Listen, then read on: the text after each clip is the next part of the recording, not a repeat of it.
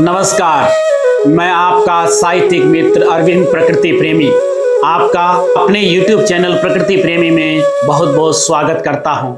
मित्रों, आज कविता की श्रृंखला में मैं आपके लिए वाचन करूंगा एक बेहतरीन कविता का, जिसके कवि हैं नरेश सक्सेना जी। और ये कविता संकलित है उनके प्रसिद्ध काव्य संग्रह एक अनाम पत्रिका स्मारक में, जो कि हिंद युग्म प्रकाशन से प्रकाशित हुई है।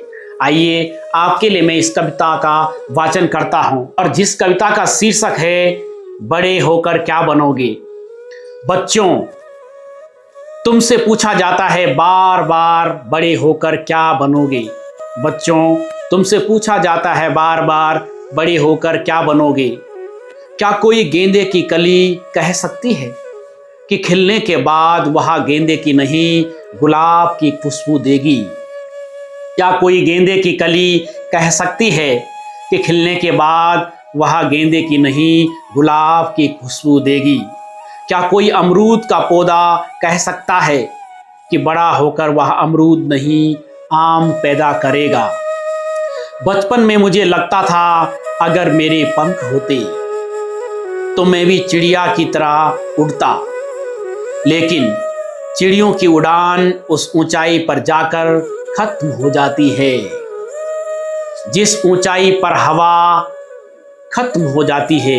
बच्चों, तुम कितने खुशकिस्मत हो कि यह कह सकते हो कि बड़े होकर हम चिड़ियों की उड़ान से ऊंचा उड़ेंगे और अंतरिक्ष में जाएंगे। मछलियां जिस गहराई तक तैर सकती हैं उनसे नीचे जाकर तैरेंगे, और हिरन जिस तेजी से जंगलों को पार करते हैं उससे ज़्यादा तेजी से दूरियों को पार करेंगे। लेकिन कितनी खुशी की बात है कि तुम चिड़िया या मछली या हिरन नहीं हो। चिड़ियों को खा जाती हैं चिड़ियाँ, मछलियों को खा जाती हैं मछलियाँ, और हिरनों को खा जाते हैं शेर। तुम तो मनुष्य बनकर पैदा हुए हो, इसलिए कह सकते हो कि हम भगत सिंह, आज़ाद, अशफाक उल्लाह बनेंगे, सीवी रमन, मुक्तिबोध और अंबेडकर बनेंगे, सावित्रीबाई फूले और मैरी कॉम बनेंगे।